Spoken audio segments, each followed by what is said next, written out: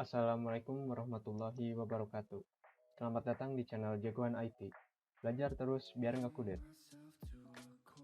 Oke, pada kesempatan kali ini kita akan membahas bagaimana cara mudah belajar jaringan komputer secara otodidak. Video ini saya tujukan untuk teman-teman dalam memahami jaringan komputer secara otodidak dan langkah apa saja yang harus diambil untuk memahami jaringan komputer itu sendiri. Ada 3 langkah yang harus kita penuhi, yaitu memahami ilmu dasar jaringan komputer, melakukan praktek dan mini lab, gabung ke dalam komunitas belajar.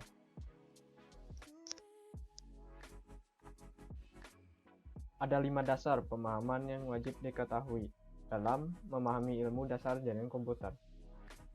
Yang pertama yaitu mengenal dan paham cara kerja perangkat jaringan komputer. Yang kedua, mengetahui jenis topologi jaringan komputer. Yang ketiga, mengetahui protokol jaringan komputer. Yang keempat, IP address dan subnetting. Dan yang terakhir, yaitu memahami 7 layer OSI.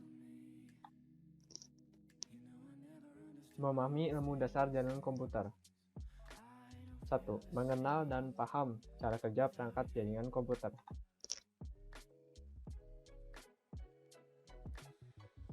Secara umum, jaringan komputer terdiri dari beberapa perangkat, seperti kabel jaringan, router, switch atau hub, access point, firewall, dan yang terakhir yaitu server. Saat ini, ada 3 jenis kabel yang sering digunakan dalam membangun jaringan komputer. Yang pertama yaitu UTP, fiber optik, dan koaksial.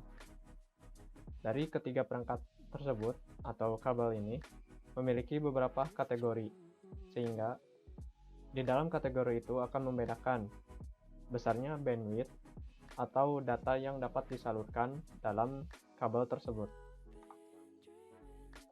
Yang kedua yaitu router. Router berfungsi sebagai media penghubung antara komputer atau perangkat yang memiliki jaringan yang berbeda. Umumnya, router memiliki 2 jenis, yaitu wireless router dan wired router, atau router yang menggunakan kabel. Dan yang ketiga yaitu switch atau hub. Switch atau hub berfungsi sebagai media penghubung antar endpoint yang satu dengan yang lainnya. Analoginya itu, switch atau hub itu seperti terminal listrik, sehingga berfungsi sebagai media penghantar listrik ke banyak perangkat. Ada perbedaan yang mencolok antara switch dan hub. Pada transmisi data, switch melakukan transfer data secara end-to-end atau one-to-one, sehingga collision data atau tabrakan data sangat jarang terjadi. Dan yang kedua yaitu hub. Hub mentransmisikan data secara one to multi atau one to many, sehingga sering menyebabkan tabrakan data. Oleh sebab itu, hub jarang digunakan karena kekurangannya.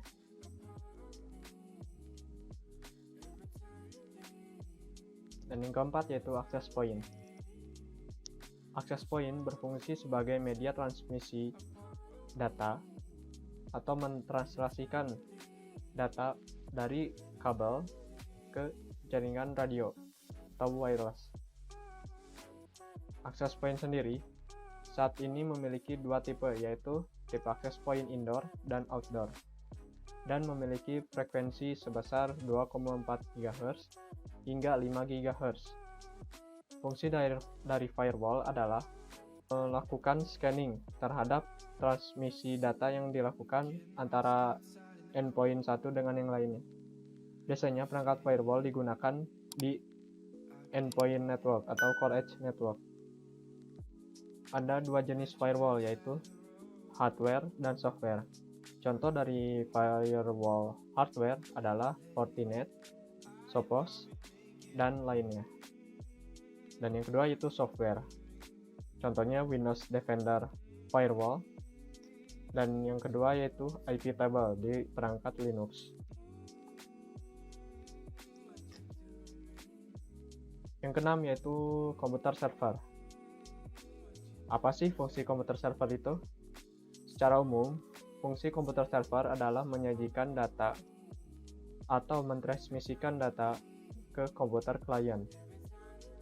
Biasanya komputer server memiliki spesifikasi yang tinggi karena dia berfungsi sebagai transmisi data secara bersama-sama, yaitu tower, dan yang kedua yaitu blade server.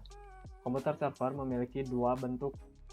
Komputer server dengan bentuk tower biasanya sering mudah untuk dikenali karena berbentuk seperti komputer biasa. Dan yang kedua, komputer server blade biasanya untuk melakukan efisiensi tempat, sehingga server blade itu biasanya disimpan di rak server secara bertumpuk. Memahami ilmu dasar jaringan komputer. 2. Mengetahui jenis topologi jaringan komputer. Topologi jaringan komputer adalah sebuah media untuk menjelaskan bagaimana atau menggambarkan bagaimana transmisi data itu terjadi atau jalur transmisi data itu dilalui. Secara umum ada 6 topologi jaringan komputer. Yang pertama yaitu bus, star, ring, mesh, tree, dan point to point. Saat ini saya tidak akan membahas secara detail topologi jaringan komputer itu.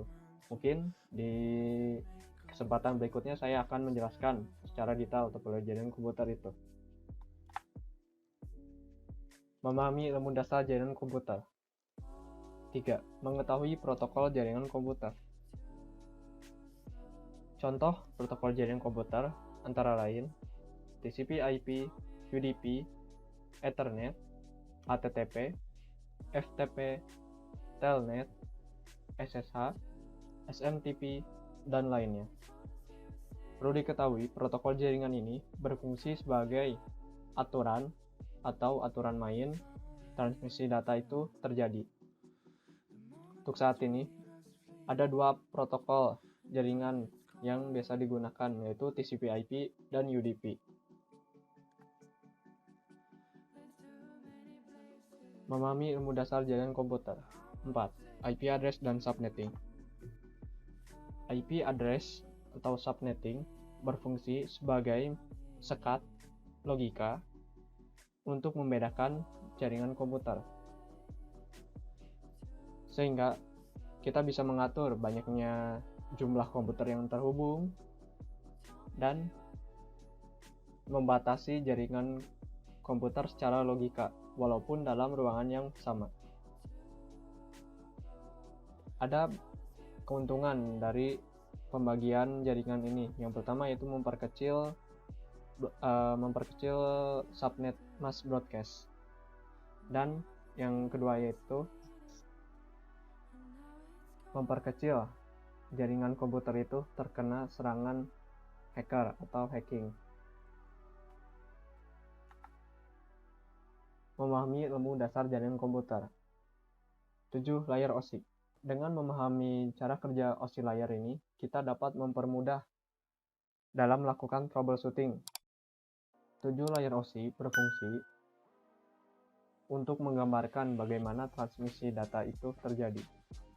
Ada beberapa layer atau lapisan. Yang pertama yaitu application, presentation, session, transport, network, data link, dan yang terakhir itu physical.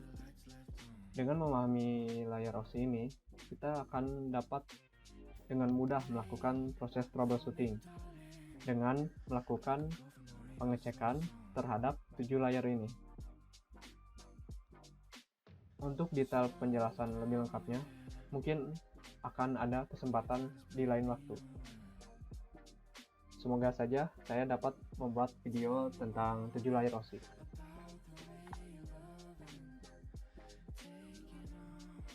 Yang kedua yaitu melakukan praktek atau mini lab.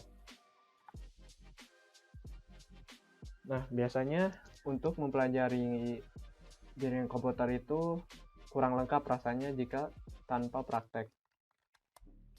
Lalu setelah memahami ilmu dasar jaringan komputer, yang selanjutnya yaitu melakukan praktek atau mini lab.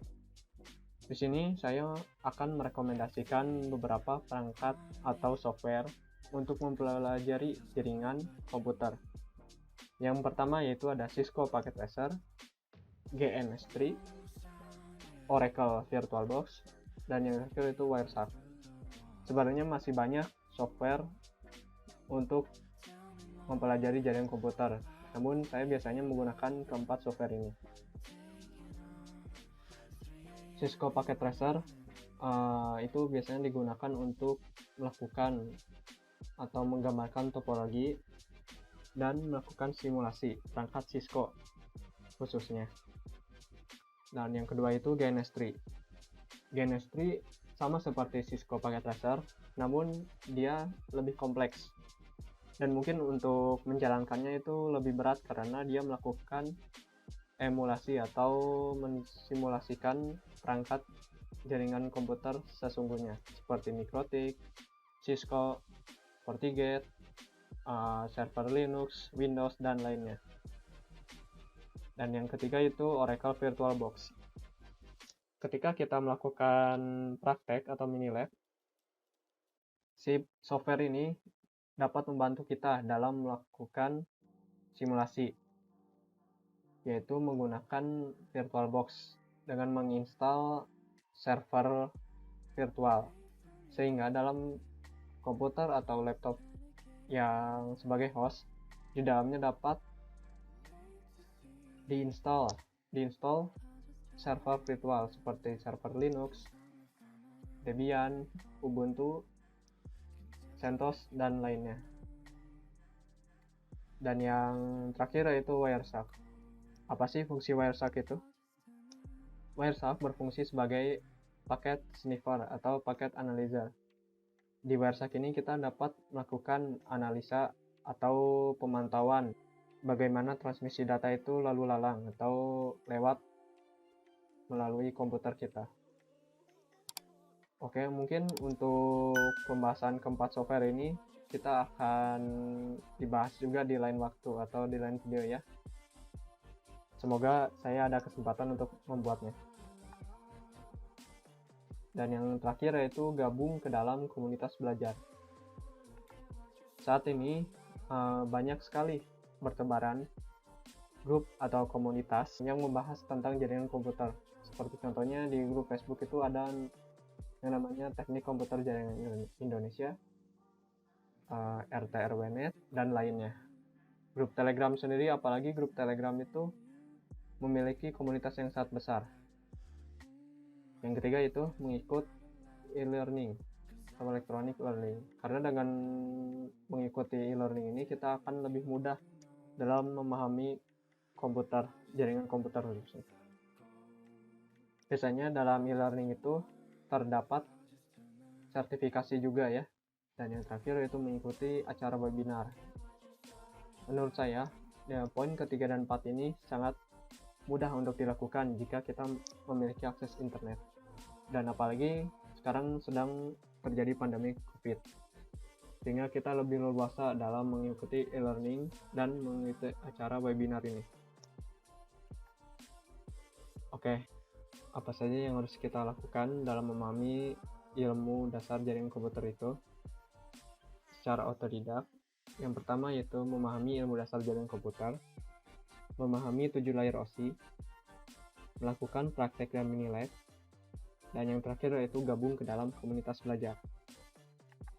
Oke, di sesi ini ada sesi bonus. Di sini saya akan menjelaskan, dan mungkin ini bisa memotivasi teman-teman sekalian untuk terus konsisten dalam bidang jaringan komputer ini.